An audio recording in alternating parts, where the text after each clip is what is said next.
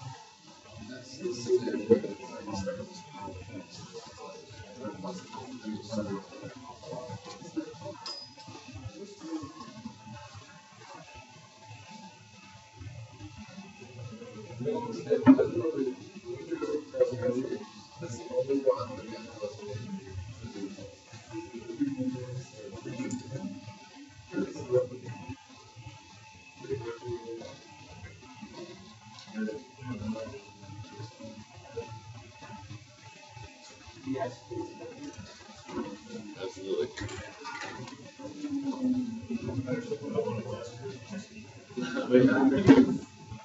Hey, you're ready. Exactly.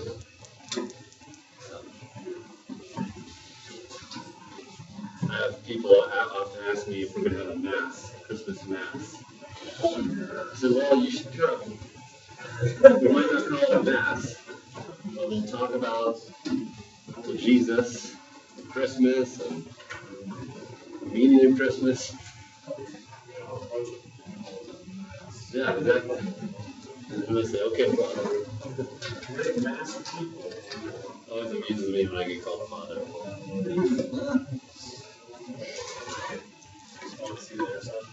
Say again? You say it. See you there, son.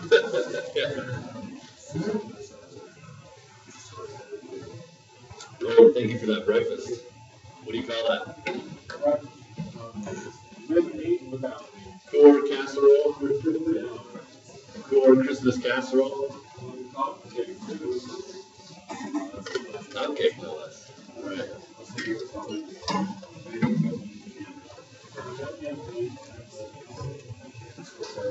That's good.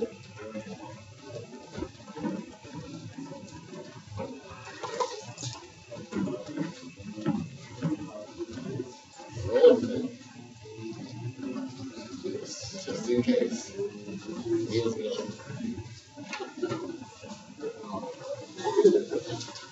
I had a buddy in engineering school, and he was very superstitious.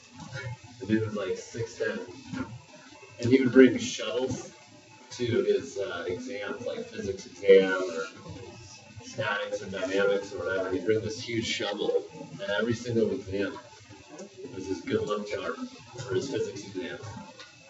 He passed, became an engineer, and did a good job. I think he was a mechanical engineer. Right.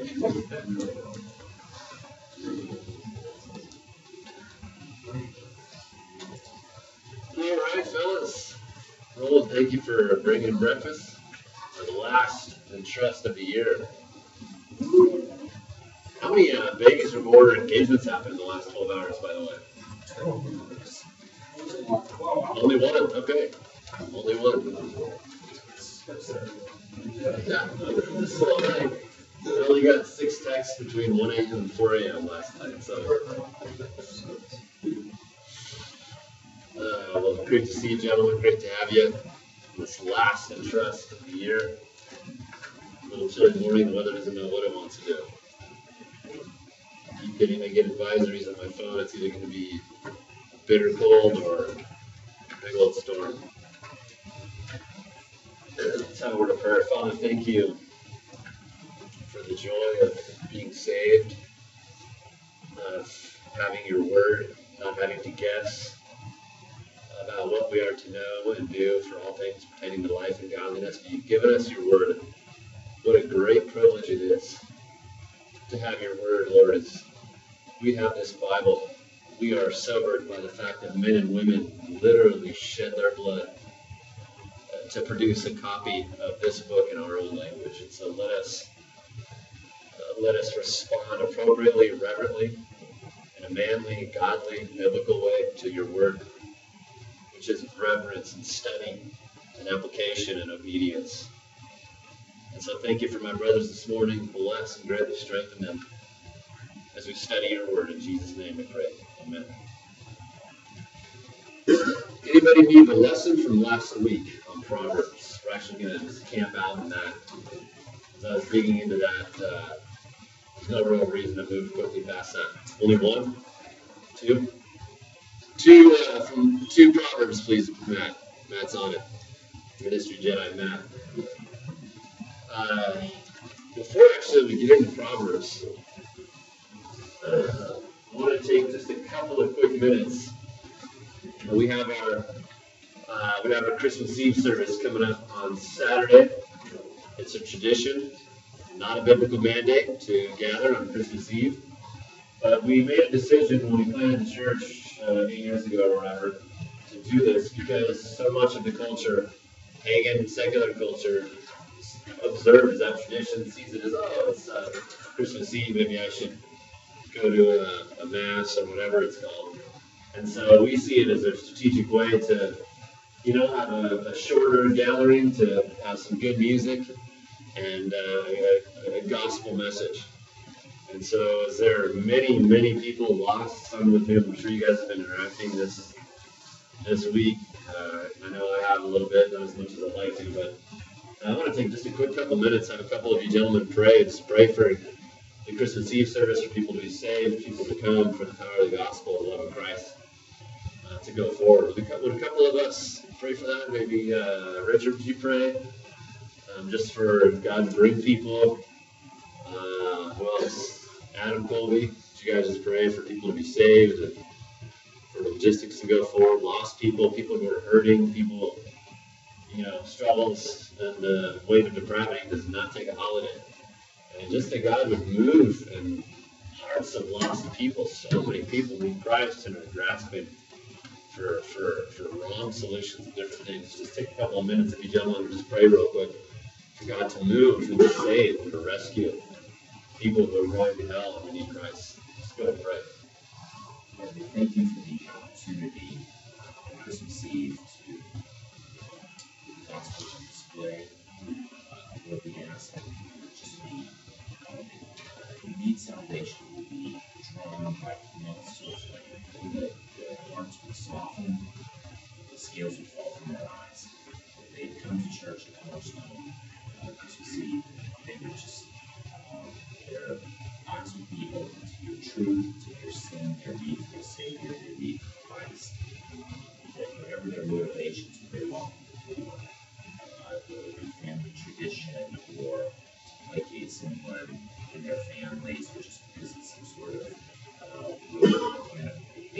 once they're there, that their hearts would just be pierced by your word, and they would come to a saving knowledge of Christ, that they would understand the enormity of their sin, and understand the even greater expanse of your grace. They would just understand that they need you, and that they would be moved right into salvation. And you just ask that you just move people through that door on Christmas Eve, and then touch their hearts once they're there. We just thank you for the opportunity to display the gospel, and we ask a special blessing on the preaching of the word on Christmas Eve. Praise you, Lord, Christmas Eve is we celebrate God's way of life. Just Lord, just this time to put us settlements on you, Christ. Lord, the fact that Lord, that actions, Lord, that service,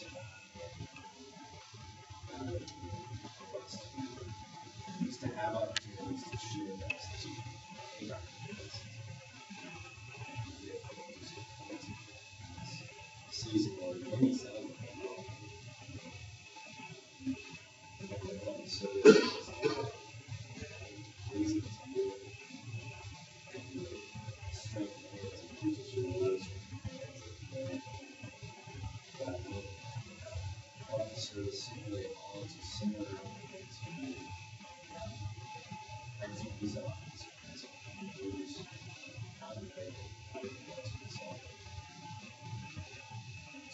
deceived truth and deceive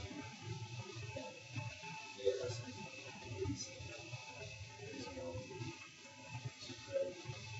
You bring much fruit and salvation. And it says, who continues to grow through stream, goodness, and saves all its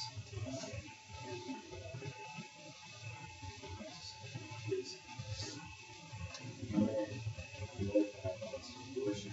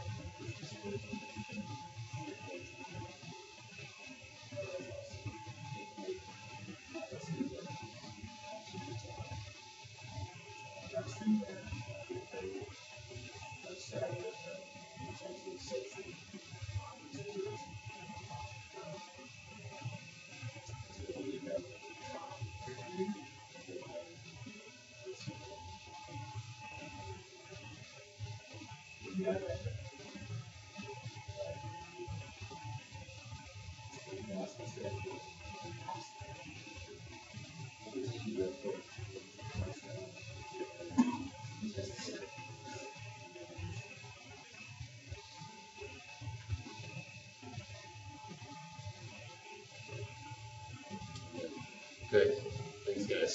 Oh yeah, every year we got a big old newspaper. We got stuff all over the place. The most important thing is probably the handout cards that we hand out for us. Okay, the Book of Proverbs, gentlemen. We are in number 3 under the themes, I believe. Number 3, the various characters of Proverbs. The various characters of Proverbs. Book of Proverbs, mostly written by Solomon.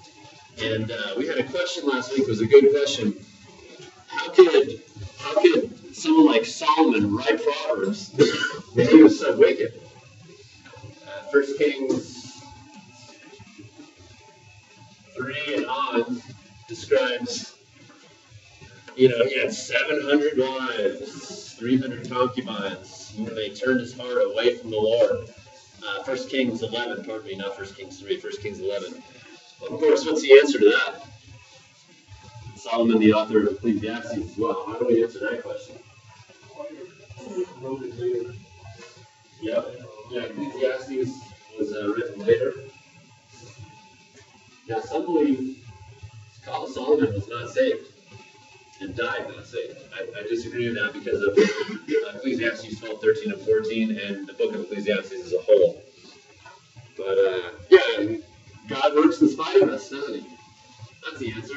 And even more, the answer is God is the author of the Bible and uses flawed men to accomplish his great purposes. The great Charles Spurgeon said, God's in the business of using crooked arrows to hit straight targets. So we would say, by the grace of God, we are what we are, right? Okay, Proverbs. The various characters of Proverbs, number 3. What a great gift this book is. And by greater, godlier men than I, it's been recommended you're just always in Proverbs, whether you do the chapter a day, 31 days in a month, or a couple here and there, or something else. I completely agree with that. Until you've mastered wisdom and you're perfect in biblical wisdom, probably a good idea just to be regularly in Proverbs. And if any of you have arrived at that, let me know how you did it. And in the meantime, let us be students of the book of Proverbs. So in Proverbs, there are various characters. And if the person who said that there is no comedy in the Bible hasn't read it, at least hasn't read it carefully enough, because Proverbs is full of it. Unfortunately, it's the book of Proverbs is often talking about me, so it's not that funny. It's funny, but not always that funny. The first character is the fool. Letter A there in your notes. The first character is the fool. The book of Proverbs is Calvinistic in the sense that it has the gravity and depravity running through all of it. It assumes the book of Genesis that man is totally depraved, and foolishness is one of the great products of it. No one enters life wise. And so the fool in Proverbs is not unlikely, but inevitable. He is inevitable. Because foolishness, Proverbs 22:15, is bound up in the heart of a child. Everyone enters the world a child. Therefore, everyone enters the world a fool. And so apart from exertion and godly wisdom, you're going to continue as a fool, the book of Proverbs says.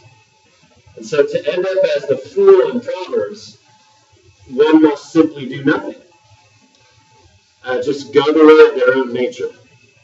And that's how you be a fool, according to the book of Proverbs. He is the fool in Proverbs is the individual who goes his own way in life. Proverbs 12:15. He does things his own way. He's wiser in his own eyes than 7 men who can answer sensibly. 26:16. That's foolishness at its finest. But as we talked about last week, what's the single most prominent characteristic of the fool? Yeah, he won't receive rebuke. He will not receive biblical correction. He says to himself, oh, fine, if someone dares correct me, I'm just going to be a lone ranger, go out on the plains, be my own guy. No one's going to tell me. So the fool in Proverbs is a man who has a very high view of himself. He worships his own opinion. He thinks that his discernment is canonical and infallible. Ex cathedra, you might say. He can hardly receive correction. He trusts in his own way. He trusts in his own heart. 28:26. So everything in Proverbs cries out, do not let yourself, or your children, if you have them, follow their own heart and their own inclination. And again, to let go and let God in the book of Proverbs would be catastrophic. Utterly catastrophic to adopt that mindset. To say, well, God is just going to do it through me, and I don't need to do anything, would be devastating in Proverbs. But the root of the fool's problem is not that he hasn't lived long enough. What's the root of the fool's problem, even under his lack of teachability? What is it? And under that, what's the root of that? And under that, what's the root of that? He has a low view of God. He has no fear of God in his eyes. Every problem in a human being, according to the book of Proverbs in the Bible, revolves around our view of God. Well, that's your religion. I don't believe in God. There's your problem right there, my friend. There's your problem. The fool has said in his heart what? There is no God. There is no God. And Psalm 53 and Romans 3.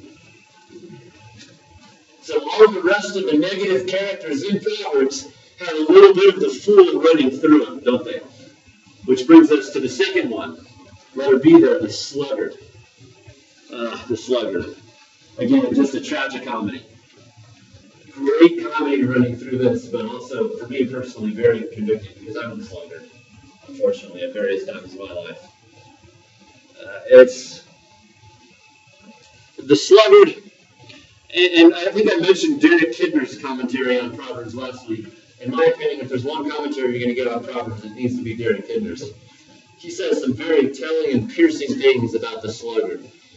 The Sluggard, keep in mind, he's not necessarily only lazy, the Sluggard in Proverbs. He's more clever than that. He's lazy, but there's also other things about the Sluggard. Number one, I encourage you to maybe jot a couple of these down if you're taking notes. Number one, he won't begin things. The Sluggard won't begin things. Proverbs 6:9. How long will you lie down, O sluggard? He says, oh, a little more, a little more, a little more. It's always just a little. He's clever enough not to be the guy that's sort of blatantly never going to begin things, but it's just a little. And that's the problem. He won't commit. He can't be definitive. It's too much for him. It's always maybe. I don't know. We'll see what happens. He loves the maybe button on his invites. It's his favorite button. I don't know. We'll see. Get back to me. Sometime. The sluggard cannot nail anything down and swear to his own hurt. Kidner says, quote, he does not commit himself to a refusal, but deceives himself by the smallness of his surrenders. So it's just a little. And he can't see it because he's justifying it, but everyone else can see his pile of just a littles. Number two, he won't finish things, the sluggard. He won't finish things. 12:27. He will not roast his prey. So he'll catch it, but he won't roast it. And what's the other he won't finish things verse in Proverbs? The ultimate comedy verse in Proverbs. What is it? He buries his hand in the Cheetos, but it's too much to bring it back to his gullet. Cram them into his mouth. 19:24. So the problem is no one ever thinks they're that bad. Right? But it's a picture of someone who sort of subtly congratulates themselves for being able to start new projects. I'm on the up and up. I'm doing something new. I'm going to start something, a new Bible reading plan, a new job, a ministry, a marriage, a project. But the dazzle of the new thing wears off quickly because they're a sluggard and they don't ever finish it. It's always easy to begin things. It's quite another thing, having overcome the inertia, to maintain self-denial and diligence and obedience in the middle and for the long haul, isn't it? The sluggard won't do it. It's too much. He's too tired to bring his hand back. The Cheetos are too heavy. Frankly, he's excited that he got his hand into the Cheetos in the first place. And so that's enough. He began new projects. Oh, I heard you started something new. I did. Congratulations on burying your hand in the Cheetos, sluggard. He won't finish it. Number 3. He's a great excuse maker. He's a great excuse maker, the sluggard is. He's great at making excuses. 22:13, Proverbs 22:13. Well, what's the sluggard's excuse? It's also chapter 26. There's a lion in the square. And it's funny, someone sent me a month or two ago a picture in South Africa of a lion in the open square of a street somewhere in like Johannesburg or somewhere in South Africa. That's funny. But there's a lion outside. It'll be killed in the streets. Now, the problem is, when Proverbs was written, there were lions around. There are many more lions back then in the cities and different things. So it wasn't an outrageous excuse. So again, his problem isn't simply laziness. Probably the biggest sin on the part of the sluggard is his excuses. But what is worse, about the sluggard in Proverbs, he believes his excuses. He believes them. He convinces himself and then lives in light of excuses that aren't necessarily entirely mythical. Maybe there really is a lion out there. I saw a lion at some point. But the problem is, if God has commanded you to go in the street, whether or not there's lions or pterodactyls or a T-Rex, we're to obey God and go into the street. Because death isn't worse than disobedience. The sluggard, this guy, he's like the guy Sam Self-Excuser. Have you heard of him? Sam Self-Excuser? There's always an excuse why he can't man up, serve the Lord, deny himself. It's amazing. Sam Self-Excuser. It's too late. It's too early. His skirt needs to be ironed. Or his fat-free soy latte doesn't have enough cinnamon in it or something. His life is just a litany of excuses. Sam Self-Excuser. And of course, the thing about excuses, when you're looking for them, they're always easy to find. They're always easy to find. Which is to say, when you want to find them, they'll just pop out of nowhere. Like a buffet. Like an all-you-can-eat Christmas buffet. I mean, they're just everywhere, and they're good, too. When you're looking for them, they're always easy to find. Good excuses. So the sluggard excuses himself, and he generally errs on the path of not least resistance. He's more clever than that. But a little less resistance than he ought to be doing. There's a great difference there. Jerry Kidder writes, quote, because he makes a habit of the soft choice, not the softest, but the soft choice, his character is going to suffer. End quote. He feels like he's exerted himself, but that's precisely his problem. His focus is himself. The focus is his discomfort, his fatigue, his hard work. It's been one of those weeks again. 52 weeks a year, it's one of those weeks for him. 53, actually. It's always, the focus is his list of things that he's done. And what he will do is, he'll use his list of things that he's done, and it's usually a pretty good list.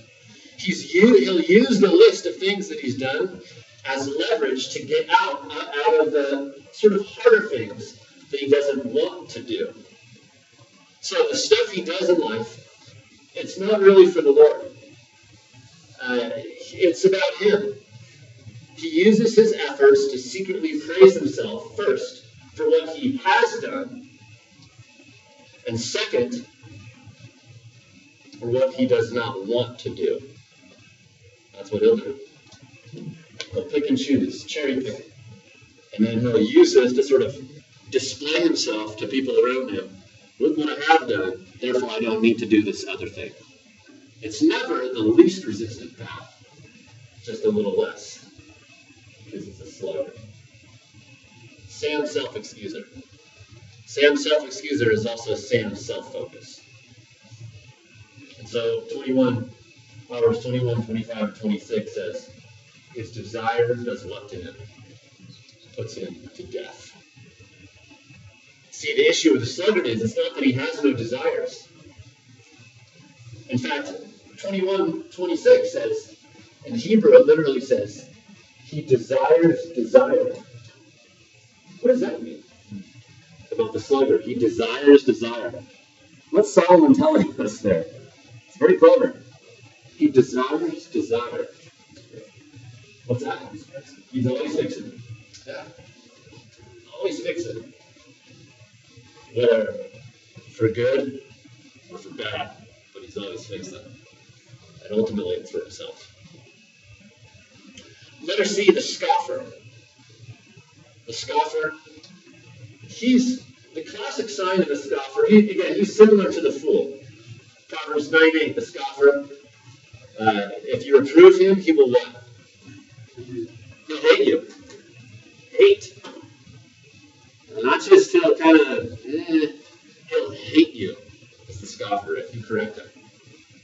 If you say, no, you need to be thinking and living in a different way, hatred is the response. 13:1, a scoffer does not listen to rebuke. But also the scoffer, 22:10 is the guy who's sort of looking to stir stuff up with like peripheral, non-relevant issues. Peripheral issues. He's, he wants to stir stuff up in church about politics and, schooling techniques and these kind of things, and like create factions over those. So in Proverbs 22:10, you drive out the scoffer, and what will happen? Contention will die out. Contention will die out. Scoffer. There's also letter D, the friend. It's not all negative in Proverbs. It's mostly negative for good reason. But there's the friend, a great character in Proverbs. 18:24. There's a friend who is closer, who sticks closer than a what? Brother. I like that. Even closer than biological kin. Great view of Proverbs is a high view of friendship. Proverbs 17:17, a friend does what? Loves at all times. Friendship is seen as a bond of trust and vulnerability. 17:9. He who conceals transgression seeks love, but he who repeats a matter does what? Separates intimate friends. Separates intimate friends. And then lastly, Proverbs 27:5-6. A friend does what? Better is open rebuke than love concealed. Faithful are the wounds of a friend. A friend. There's also the wise man in Proverbs. The wise man. Reprove a wise man, 9:8, and he'll do what? In contrary to the scoffer. He'll love you. Yeah, that's a helpful again. I love that about Proverbs. Straight to the point. Just get to the point. This is how you see a wise man. Bring biblical reproof and correction to him, and he will love you. That's so clear, isn't it? I haven't always responded like the wise man. That's my wife. But that's very helpful for us. It's a good sort of target. 9:9. Give instruction to a wise man, and he will be what? Wiser still. But the root of the wise man, let me say this, 9:10. The root of the wise man is the what? In your notes there. Fear of the Lord. He has a high view of God. He's a reverence. He's sort of scared of God, but loves God. He's scared because he knows God is mighty and great. And so Proverbs 15:31 is sort of a fleshing that out there in your notes. He whose ear listens to life-giving reproof will dwell among the wise. He who neglects discipline despises himself. Despises himself. It's wrong. The fear of the Lord is the instruction for wisdom. Before honor comes humility. So the wise man, because of his fear of God, also has what character trait? At least a bit of it. Humility. Exactly, humility. And the humility comes because of his fear of God, and it's always it's the same. It's two sides of the same coin, really, when it comes to wisdom and humility, biblical humility. Okay. The conduct of a man. Moving on in your notes there, we sort of covered these in our characters, but really the personal conduct of a man is to seek out wisdom in a time full of worldly wisdom. He's to seek it out. To be clear in Proverbs, the man is to see these characters and diligently avoid one and diligently pursue the other. And he is to make it his effort to go against the grain, which is to say to go against the fool, the scoffer, and the sluggard, because that's the way of no effort. You'll just be that without effort. So diligence, letter A, is held high in Proverbs. How would you define diligence, biblically speaking? Diligence. Just a guy who tries hard? It's maybe that and then some. Putting hand to the plow Yeah, putting your hand to the plow and keeping going. Yeah, overcoming that inertia and bringing the Cheetos back. Yep. Faithful, yeah. And he has the fear of God motivates that. Okay, it's not just a neutral, oh, he's a good guy. No, he fears God and therefore is putting his hand to the plow, faithful. His speech, there's so many helpful things about words and Proverbs. In general, what does Proverbs say about words and our speech? What are some things you would say? Yeah. The whole sticks and stone things are breaking bones and words never hurt me. Proverbs disagrees with that vehemently. Death and life from the power of the Proverbs 10:19, where words are many, transgression is unavoidable. We're memorizing that in the Davis household with the unregenerate people under my care right now. He who restrains his lips is wise, and he who has a cool spirit is a man of understanding. Gentleness. Yeah, 17:27, 15:27, 15:1. Right? 15:1. What does 15:1 say? Gentle answer turns away wrath, but a harsh word stirs up anger. And then right after it, Proverbs 15:2. The tongue of the wise makes knowledge acceptable. He who restrains his lips is wise. Even a fool, when he keeps silent, is considered wise. When he closes his lips, he's deemed prudent. So lots of stuff about words. Humility, we talked about that. Humility, let her see there. The man is tested, 27:21, by his what? 27:21? By his praise. Isn't that interesting? So it's not only trials, Proverbs reveals to us, that tests a man, but it's praise. Success. What does the man do with prosperity, with success, with recognition, with being in the limelight? That'll test a man.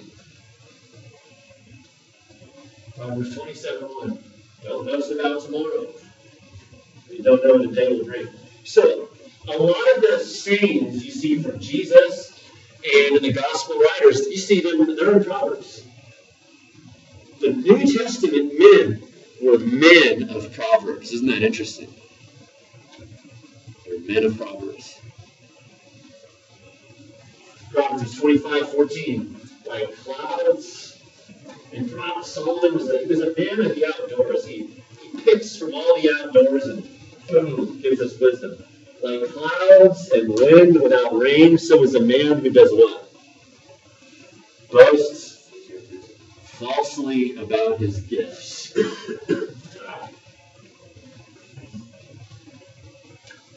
Letter D, control the temper.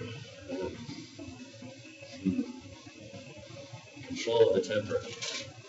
12:16. A fool's anger is known what?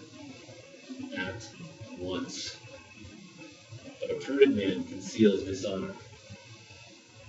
Like a city whose walls are broken down. What was that like in ancient times? A city whose walls were broken down. Yeah, the walls were everything. You didn't have GPS and, Patriot missiles and radar. You had a wall. That's what you had. And so when the walls are broken down, you're susceptible to all sorts of instant damage and destruction come upon you suddenly. And so Solomon is telling us, like a city whose walls are broken down, so is a man who can't control his temper. He's susceptible to not only losing his temper, but it reveals an inner lack of self-control that says you're going to get taken down by other things. Right? Control his temper. Joy also. Joy is held high in Proverbs. It's held high, isn't it? 14:10. The heart knows its bitterness, and a stranger does not share its joy. 15:13, a joyful heart makes a cheerful face. A joyful heart makes a cheerful face. Joy, and of course, joy is always connected with obedience to the Lord. Okay, number 4, let's move on. The man in society. This is a big one. The man in society. Proverbs has much to say about men. And I don't think I included in your notes there, but it would do well to put there a point. Sexual sin. Sexual purity is big in Proverbs. Sexual purity, whether he's single or married. In Proverbs, it's interesting. Sexual sin is not a freak of nature in Proverbs. It's not a rare thing. In Proverbs, it doesn't only happen to the perverted man, who's like an openly right pervert, like a Pee Wee Herman type of guy. It doesn't only happen to those types of guys. Rather, it happens to the man who is sort of complacent in his self-control. It can happen to the young and the old. It can happen simply to the man who's relaxed in his posture against the fallenness inside of him and outside of him. Proverbs 7 is probably the classic, locus classicus study of this sobering study I commend to you. I think we might have studied this on a Father's Day one year, Proverbs 7. It's the adulterous woman. But the adulterous woman in Proverbs 7 isn't necessarily a person. It's a picture of opportunity. The ease of opportunity for sexual sin. She lurks around every corner, Proverbs 7 says. Every corner. She seeks out his presence. The problem with the man in Proverbs 7, again, he's relaxed about the proximity of all the corners in his life, isn't he? That's the issue. The opportunity for sexual sin, whether a person, whether a screen, whether something else, will never be neutral or passive in Proverbs. Verse 21. With her many persuasions she entices him. With her flattering lips she seduces him. Sexual sin comes with flattery. Oh, I was waiting for you. Oh, you mean something to me. No, you don't mean anything. You don't mean anything, which we'll see later in Proverbs. Sin will grab the man who's in spiritual cruise control and arrive with a mesmerizing persuasiveness. Verse 22. Suddenly he follows her. It's boom. Boom, he's done. Suddenly he follows her. And there's a progression in Proverbs 7. And he wasn't looking for it. It's just he's passing through the street. Verse 8. He takes away. It's twilight. Verse 9. Behold, verse 10. Then a woman comes. And so there's verse 8 to 22. There's like 14 verses there before the event of the sin actually happens. And that's the point. Suddenly he follows her as a what? An ox goes to the slaughter. Verse 22. Until an arrow pierces through his liver. Picture there. So he does not know it will cost him his life, Solomon says. Verse 26. This is probably one of the more sobering parts of the chapter. Verse 26. Many, not few, many are the victims she has cast down. And numerous, the Hebrew repetition there, it's how Hebrew poetry usually works. Many are her cast down, and numerous are all her what? Slain. Her house is the way to Sheol, descending to the chambers of death. Period. You can make a movie out of Proverbs 7. Many have. So once again, in the book of Proverbs, a relaxed posture towards sin, and especially sexual sin, is going to be catastrophic for the man in Hebrew society, for the religious man. And the problem is, with the woman in Proverbs, what is one of the great deceptions of the woman who comes in Proverbs in chapter 7? What does she say, like, around verses, 14 down to 18? What does she say to him? Besides the fact that I was looking for you to flatter me. What does she say? Husband's gone? What else? Yeah, she's religious. Behold, I've performed my sacrifices today. So this is godly.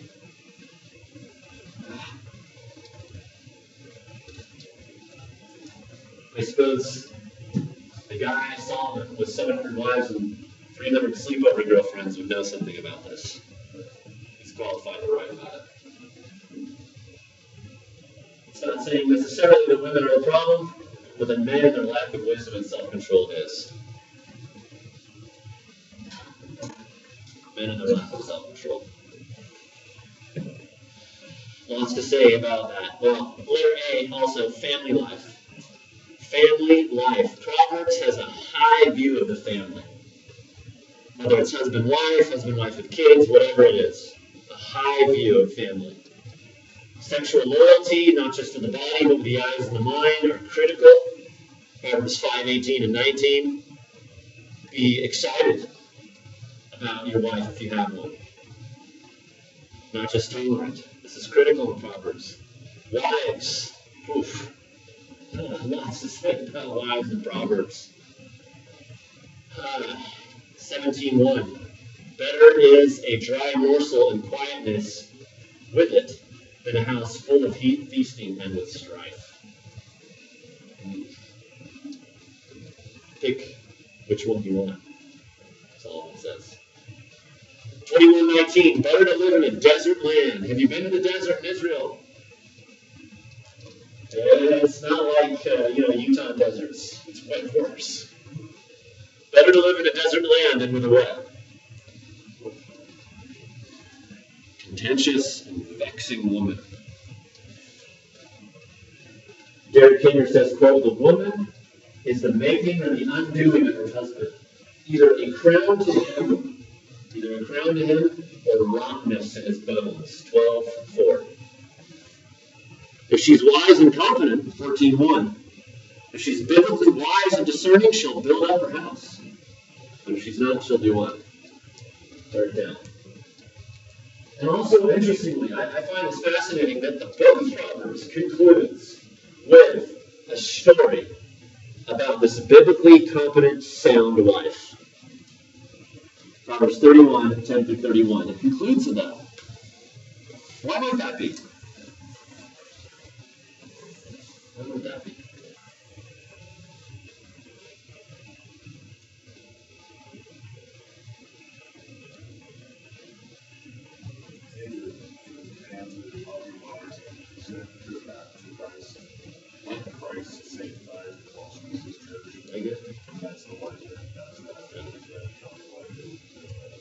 Yeah, I think so. It also shows what does a godly wife in general, not always, show about the man to whom she's married, if she is married. What does it show about her? Him, I should say. What does it show about him? In general. Okay, yeah, what else about the man? God's grace on him. Yeah, he's made some effort to obey Proverbs, be a wise man. Right? Because example in the Bible is very powerful, in general. Okay? Okay.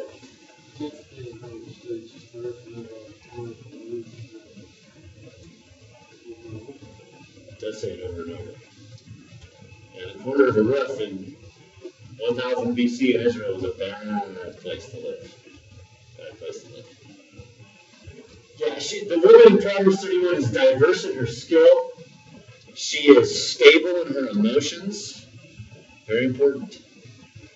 She's stable in her passions. And above all, she has a high theology of God. That is the thing about her. She's not reading Jesus Calling and Beth Moore. I'm getting that from the white spaces, but she's not. Because, we know that because 31:30 says, charm is deceitful and beauty is vain, but a woman who fears the Lord, that's the main thing about her. She has a high view of God. God is huge in her eyes. Biblically, a woman who fears the Lord, she shall be praised. Number 2, the discipline of children, huge in Proverbs, huge. In Proverbs, both spouses are to share in discipline and training if they have children. We see that in 189, 620. It's a unified thing. My seminary taught us wisely to begin reading Proverbs to our kids early. They come forth in the flesh, wayward. Destructive wisdom is thrown at kids earlier and earlier, and it seems to come in more and more noble ways. There's obvious foolishness, but then there's the silver line foolishness in our day. It easily slithers into evangelical culture. Proverbs, the God of Proverbs is clear. Our children are in a desperate situation when they enter the world. They're in a desperate situation. There's no neutrality in innocence. Foolishness is bound up. The Hebrew word means to be pre-packaged. It's just crammed in there. Foolishness is bound up in the heart of a child. The rod of discipline will remove it far from them. Not having everything they want. Not being good at algebra. The rod of discipline. Derek Kidder says, quote, "It will take more than words to dislodge foolishness." End quote. God has provided a means of grace, not saving grace, but to deal with what happened at the fall in Genesis 3 and dislodge a bit of depravity's consequences from early on in the child, and make no mistake about it, it is spanking in the book of Proverbs. A physical, actual act. Over and over again, it's very clear from the Proverbs 13:24. He who withholds his rod, what? Hates his son. But he who loves him disciplines him diligently.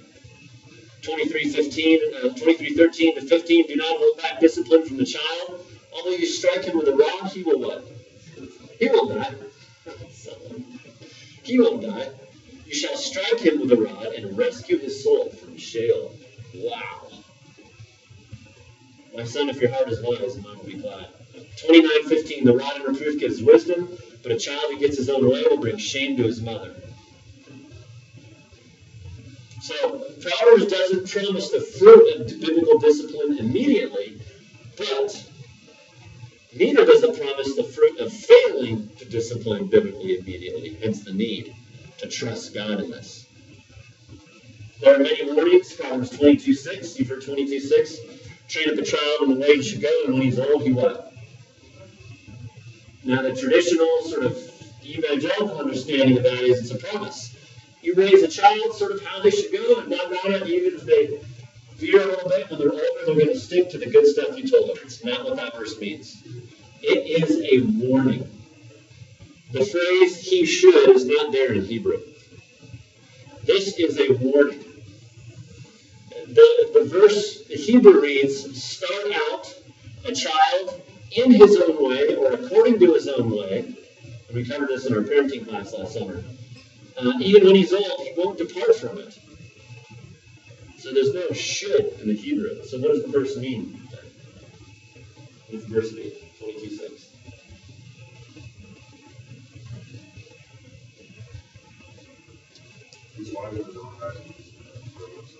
Yeah, exactly. The idea of the Hebrew is if you raise your child in a way that allows them to continue in their own natural, self-centered desires, getting their own way, when they grow up, they will be fully given to their own self-centeredness in their own way. That is what 22:6 means. Train up a child in the way he should go when he's old, he will depart from it. It's not It is an unfortunate, very popular misreading and misunderstanding of the verse, and we have an article discussion on that verse if you're interested in that. So, the point is, do not let that child go according to his own way, and the rod of discipline is a loving way done biblically will help prevent that. Okay, questions about that? And so in Proverbs also, there is no dichotomy between teaching and living. The example is very important. No such thing as do as I say, not as I do in Proverbs. So you have kings, letter B, they're to rule in righteousness. The land groans, the people groans when a king rules in unrighteousness. Neighbors, money, lots to say about money. And so letter D, the purpose of Proverbs. The young, naive son is given exhortation to and instruction in the ways of wisdom. God's wisdom. Wisdom meaning skill in having learned, now living according to the word of God. Under the fear of God. So, bibliography there, some commentaries. Waltke is the big one. Bruce Waltke, number one, exegetical. We said last week in the Nikon, a 1,200-page commentary on the book of Proverbs. It's a big one. It's probably the standard. And then some lesser ones. My favorite, just for my devotions when I read Proverbs, is Derek Kidner. It is fantastic. And this guy has a way of concisely stating things that is just way above what I could ever do.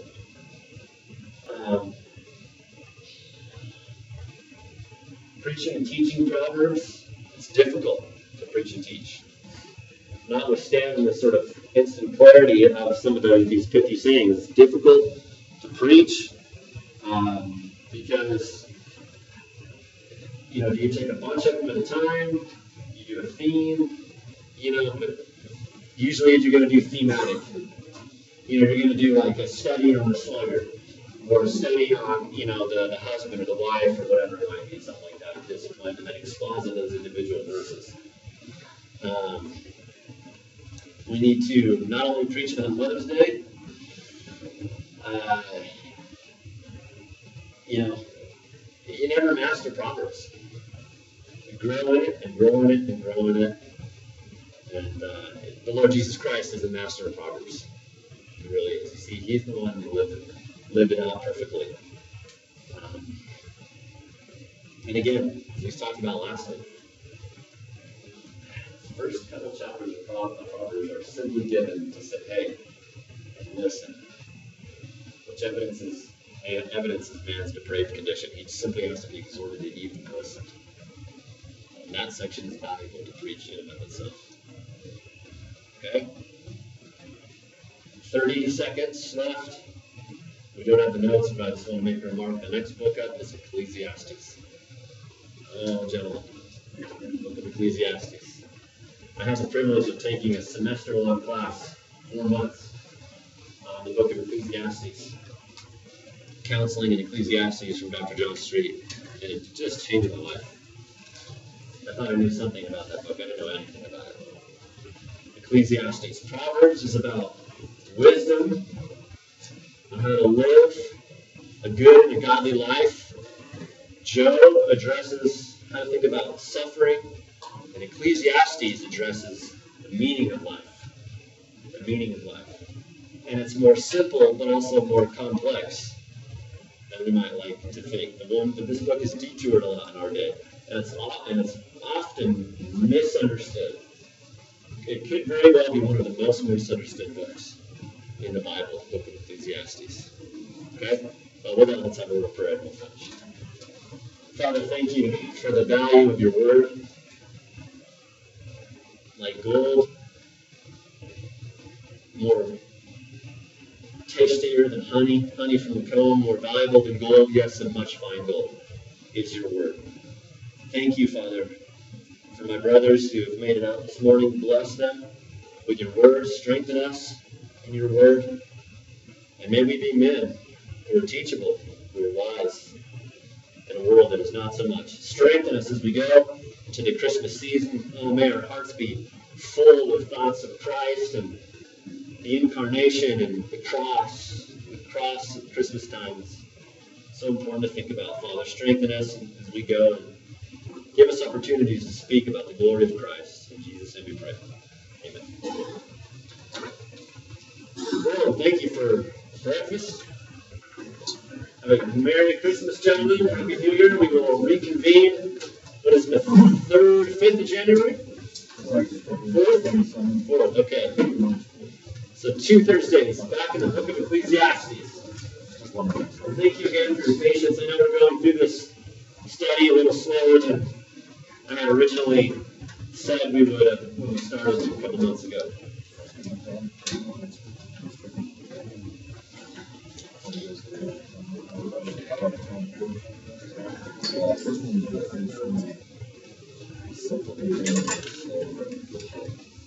Let's go.